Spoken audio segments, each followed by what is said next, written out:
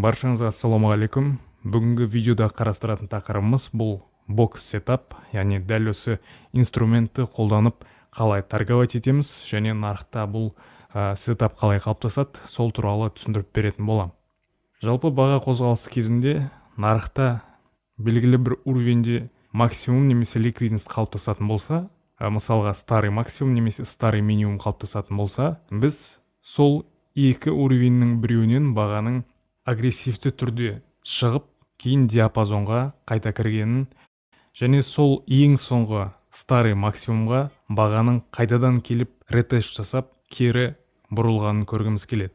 Немесе баға кез келген диапазонын, яғни девиация жасап, және диапазонға кері қайтатын болса, соңғы баға жасаған девиациялық қозғалысқа бағаның қайтадан келіп ретест жасағанын күтеміз. Және позицияға қалай кіреміз? Әрине соңғы осы девиация болған аймақты белгілеп аламыз. Мінекей, бұл бізде ең биік старый максимум, және дәл осы диапазоннан баға агрессивті түрде шығып, кейін қайтадан кірген, және осы аймақты біз белгілеп аламыз. Стопты осы девиациялық максимумның ең биік нүктесіне орналастырамыз.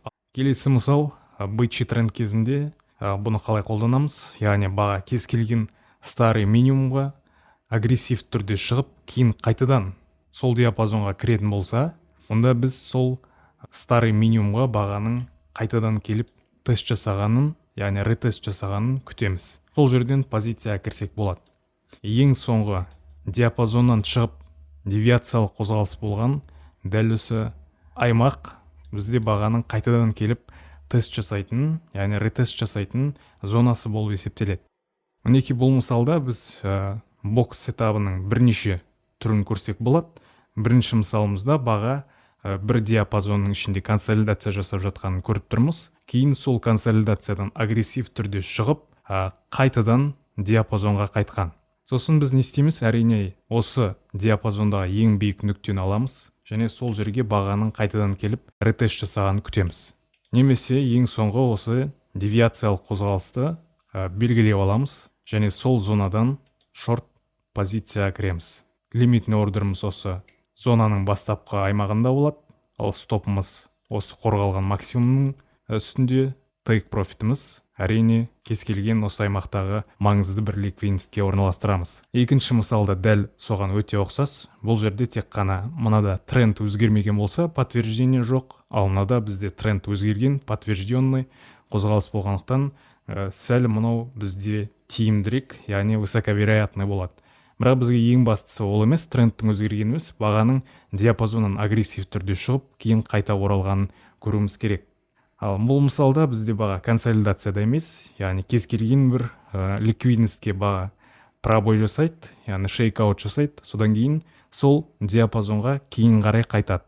Және осы жақтағы ең биік максимум, осы нүкте бізде бағаның қайтадан келіп ретест жасайтын аймағы болып саналады.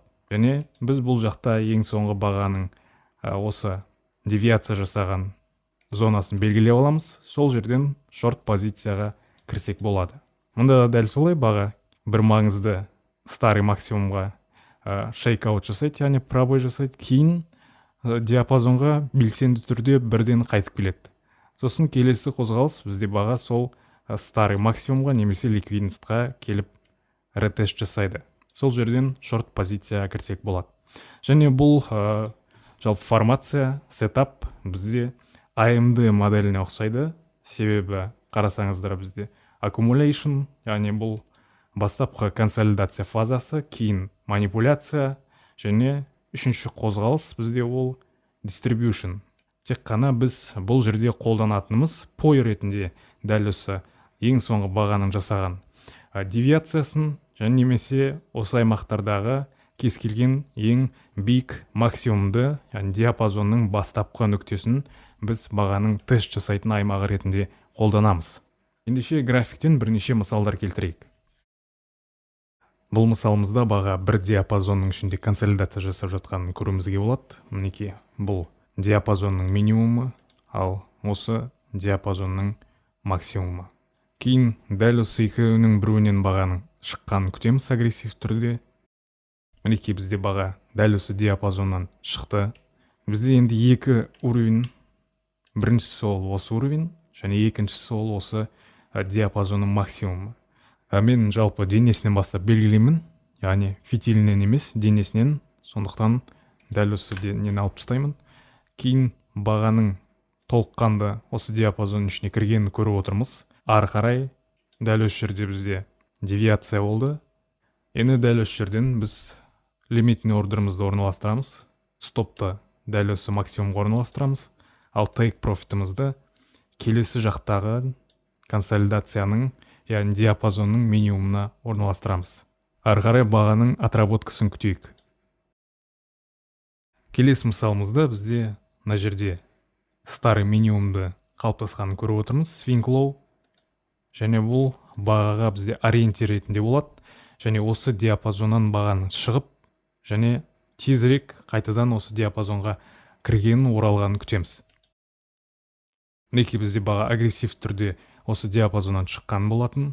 Енді келесі қозғалыс қайтадан осы диапазонға кіру қажет. Қайтадан диапазонға кірді, біз дәл осы минимумды немесе осы теласынан бастап белгілесек болады.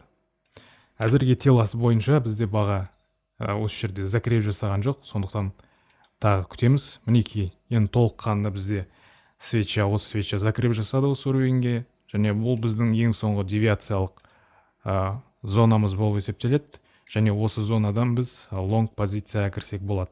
Лимитный ордеріміз осы жерде, стоп-лоссымыз осы старый минимумда, сильный, ал таргетіміз кез келген осы аймақтағы buy side ликвидностіне орналастырсақ болады. Ары қарай бағаның отработкасын күтеміз. Мінекей баға бізде дәл осы зонаға келіп тест жасағанын көріп отырмыз.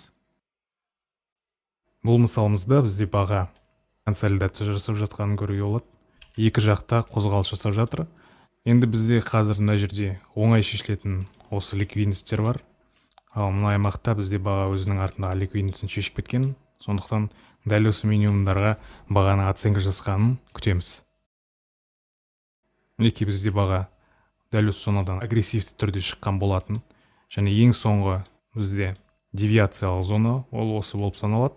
Немесе осы теласынан бастап белгілейтін болсақ, біздің ең соңғы девиациялық зонамыз осы болып саналады. Және біз дәл осы жерден лонг позицияға кірсек болады. Стоп дәл осы минимумда, ал take profitіміз buy side ликвидностьіне орналастырамыз. Ары қарай бағаның отработкасын күтеміз. Бұл мысалымызда да баға бізде консолидация жасап жатқанын көруге болады. Осы диапазонның ішінде ориентир ретінде дәл осы sell side ликвидностьті болады, яғни старый минимум. Және бағаның қозғалысын бақылаймыз. Мінекей диапазоннан шықты, яғни девиация жасады, кейін диапазонға қайтты. Және біздің ең соңғы девиациялық зонамыз осы болып саналады. Және біз дәл осы зонадан лонг позицияға кіреміз. Take profitіміз дәл осы максимумға, немесе дәл осы максимумнан сәл асырып қойсақ болады. Ары қарай бағаның отработкасын күтеміз. Мінекей бізде баға тест жасаған болатын, дәл осы зонаға және take-қа жетті. Осымен бокс сетапы сіздерге түсінікті болды деп ойлаймын. Келесі видеоларда кездескенше сау болыңыздар.